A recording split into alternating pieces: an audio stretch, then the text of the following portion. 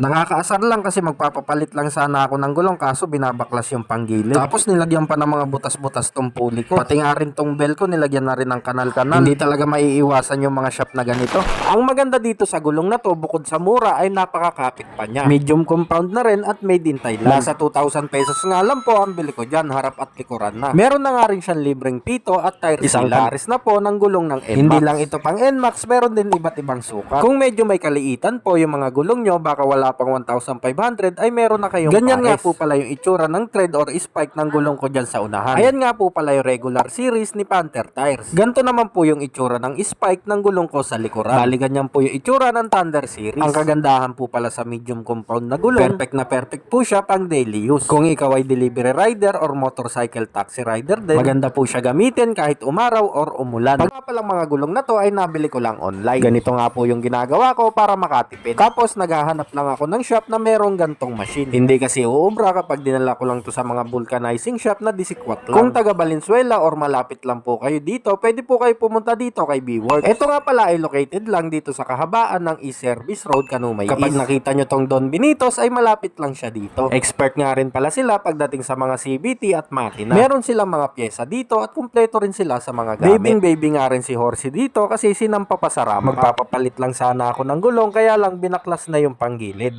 Medyo may kalumaan na rin kasi yung pulley at yung drive face ko. Bako na at hindi na maganda yung lapat ng belt. Para na rin makatipid at mapakinabangan pa, ipapakalkal ko na lang dito siya. Nga pala kay B-Works ay nagkakalkal sila ng pulley, drive face at nagre-regroove ng belt. 1,500 nga lang daw po ang singilan nila dyan. Kasama na po yung paglinis at yung baklas kabit. Bali po ay ang nasa video clip na yan. Ayan na po yung pinaka-pyesa ni Horsey. At ipapakita ko po dito sa video kung paano nila ginagawa step by step. Racing type na rin natin. Tapos lalagyan ko na rin ng dimple para naman control natin yung paglagay ng washer. Pwede nating taasan yung RPM, pwede nating using the washer, diba? So magbi-built-in washer tayo. Sinalang niya na nga dito sa tornohan itong pulley ko. At yung unang binawasan itong outer side. Pagkatapos naman dyan ay gumawa siya ng parang kanal dito sa may bandang kanto. Ano purpose nito, boss? Ba't may butas dyan? So yun, yung purpose niya dyan, kaya ako nilalagyan ng mga butas dyan para yung mga dumi niya lumalabas din pa habang umiikot, hindi naiipon yung mga buha-buhangin sa loob or kung ano man. Tapos parang na rin siyang air ventilation na rin. Yan. Racing type na siya. Stock lang siya pero racing. So yun, kaya natin siya i-repace. So ang laki na naalon, no? Ayan, no? Pinaglubugan ng belt. Yan, pinaglubugan ng belt yan. So kailangan papantayin natin yan. I-rig degree na rin natin siya ng racing type para kahit pa paano dumagdag yung speed natin. Pwedeng alis, pwedeng gitna, o pwedeng dulo. Halos mag 60k odo na nga yung motor ko pero kaya pa palang magamit itong pulley. Pagkatapos nga ng pulley, sinunod niya naman i-redegree itong drive face. Bali makikita nyo nga dyan sa video na nawawala talaga yung mga uneven surface. Ito yung sinasabi ko kanina, yan. Nalagyan ko siya ng built-in washer para makontrol ko. Hindi yung lagay ng washer. Kukontrolin mo na lang kung magdadagdag pa o hindi.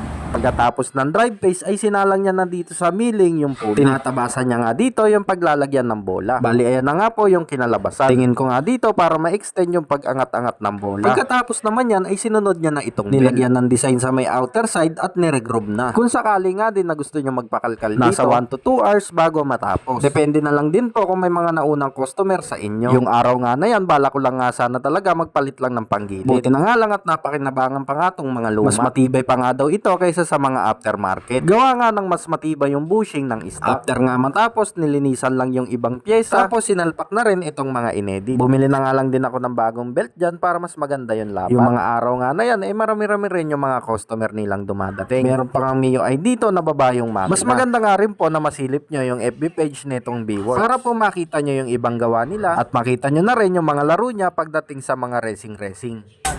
Shoutout to B-Works, baka may gusto mag-sponsor dyan, pag NGO. Salamat!